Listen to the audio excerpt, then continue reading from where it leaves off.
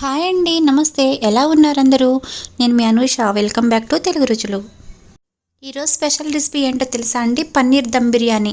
చాలా చాలా బాగుంటుందండి. అసలు ఇది అన్నీ కరెక్ట్గా మెజర్మెంట్స్తో కలిపి చేస్తే దీనికి మించిన టేస్ట్ ఇంకే బిర్యానీకి ఉండదండి. చాలా బాగుంటుంది. ఇప్పుడు ముందుగా మందపాటి కళాయి తీసుకున్నాను. అందులోకి ఫ్రెష్ పన్నీర్ వేసుకోవాలి. ఇది స్టవ్ పైన పెట్టలేదండి, మామూలుగానే ఇందులోనే కలుపుతున్నాను. అందులో 1 స్పూన్ బిర్యానీ మసాలా వేసుకోవాలి. 1 స్పూన్ వచ్చేసి సాల్ట్ వేసుకోవాలి. ఆ తర్వాత 2 స్పూన్లు కారం వేసుకోవాలి. ఎందుకంటే మనం గ్రీన్ చిల్లీ కూడా వేసుకుంటాం కదండి, స్పైసెస్ సరిపోతుంది. మీకు ఇంకా కావాలంటే ఇంకో స్పూన్ యాడ్ చేసుకోవచ్చు. 1/2 టీ స్పూన్ వచ్చేసి పసుపు వేసుకోవాలి. 2 స్పూన్లు ధనియాల పౌడర్ వేసుకోవాలి. 1/2 teaspoon garam masala powder వేసుకోవాలి. ఆ తర్వాత ముందుగా మనం ఫ్రై చేసి పెట్టుకున్న బ్రౌన్ ఆనియన్స్ వేసుకోవాలి. ఇవి బయట నుంచి తెచ్చినవి కాదండి, ఇంట్లోనే ప్రిపేర్ చేశాను. ఆ తర్వాత పొడుగ్గా కట్ చేసి పెట్టుకున్న గ్రీన్ చిల్లీ వేసుకోవాలి.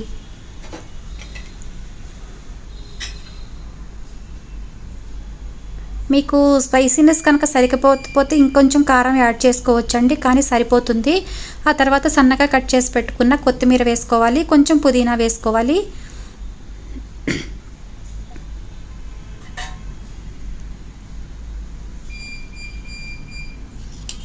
ఆ తర్వాత ఒక 2-3 స్పూన్ల వరకు పెరుగు వేసుకోవాలండి.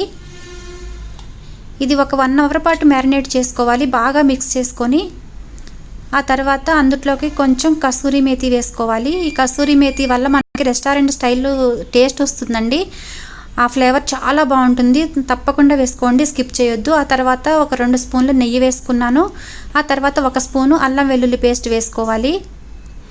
ఒక 2 స్పూన్లు ఆయిల్ వేసుకోవాలి. నెయ్యి వేసుకోవటం వల్ల కూడా బిర్యానీకి చాలా టేస్ట్ వస్తుందండి.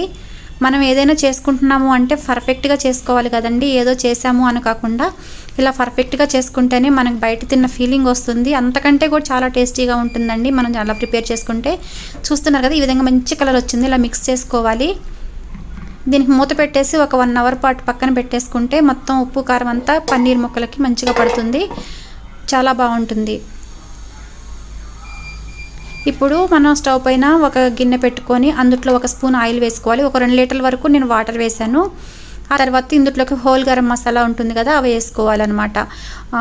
బిర్యానీ ఆకు, ఇలాచి, షాజీరా, లవంగాలు, మరాఠీ మొగ్గ, అనాస పువ్వు, దాల్చిన చెక్క, ఇవన్నీ వేసుకోవాలండి. ఇది వాటర్ బాగా రోలింగ్ బాయిల్ అయ్యే వరకు మరిగించుకోవాలి.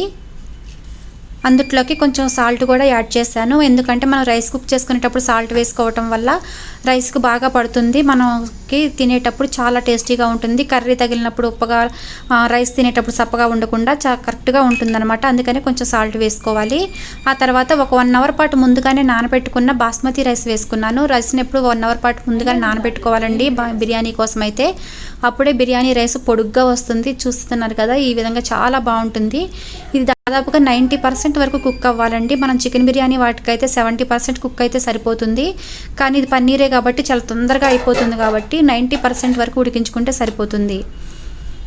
ఇప్పుడు ముందుగా మనం మ్యారినేట్ చేసి పెట్టుకున్న పన్నీర్ పీసులు ఉన్నాయి కదండి, దానిపైన మనం బాయిల్ చేసి పెట్టుకున్న రైస్ని లేయర్ లాగా వేసుకోవాలి. మొత్తం స్ప్రెడ్ చేసుకోవాలండి అన్ని వైపులు సమానంగా. అలా స్ప్రెడ్ చేసుకున్న తర్వాత అందులోకి సన్నగా కట్ చేసి పెట్టుకున్న కొత్తిమీర వేసుకోవాలి. ఆ తర్వాత కొంచెం పుదీనా వేసుకోవాలి.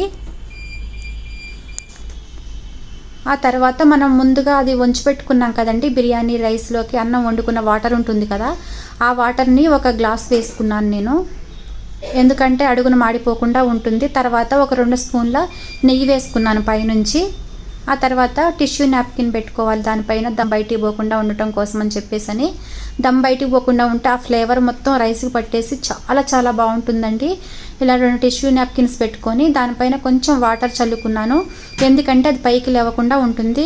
పేపర్ అనేది అట్లా అతుక్కొని దమ్ మంచిగా అవుతుంది. అలా పేపర్ పెట్టేసుకొని దానిపైన మూత పెట్టేసుకొని ఒక 15 మినిట్స్ పాటు లో ఫ్లేమ్లో పెట్టుకుంటే బిర్యానీ రెడీ అయిపోతుందండి. చూసారా ఎంత సింపుల్గా రెడీ అయిపోయిందో. మనం అది పన్నీర్ ఎప్పుడైతే మనం మ్యారినేట్ చేసుకుంటామో అప్పుడే రైస్ నానబెట్టేసుకుంటే ఒక 1 అవర్ తర్వాత మనం ప్రిపరేషన్ స్టార్ట్ చేసుకుంటే చూసారా ఎంత సింపుల్గా అయిపోయిందో బిర్యానీ. చాలా చాలా టేస్టీగా ఉంటుందండి. ఇప్పుడు ఒక 10 మినిట్స్ 15 మినిట్స్ అయిపోయింది. తర్వాత కూడా ఒక 5 మినిట్స్ పాటు రెస్ట్ ఇవ్వాలండి స్టవ్ ఆఫ్ చేసి. ఆ తర్వాత మనం ఇట్లా తీస్తే చూసారు ఎంత కలర్ఫుల్గా ఉందో. అసలు మనం కలర్ కూడా యాడ్ చేయలేదు, కానీ చూసారు ఎంత బాగా వచ్చిందో, ఎంత పొడి పొడిగా వచ్చిందో. ఇప్పుడు నేను ఇది సర్వింగ్ ప్లేట్లో తీసి చూపిస్తానండి. చాలా చాలా బాగుంది, టేస్ట్ కూడా అద్దరిపోను ఉందన్నమాట. ఎంత కలర్ఫుల్గా ఉందో బిర్యానీ, అస్సలు మిస్ చేయకుండా మీరు కూడా ట్రై చేయండి. మీరు కూడా తప్పకుండా ఈ రెసిపీని ట్రై చేయండి, మీ ఫ్యామిలీ మెంబర్స్తో ఎంజాయ్ చేయండి. నా వీడియో కనుక మీకు నచ్చినట్లయితే తెలుగు రుచులు ఛానల్ని సబ్స్క్రైబ్ చేయండి, లైక్ చేయండి, షేర్ చేయండి, కామెంట్ చేయండి.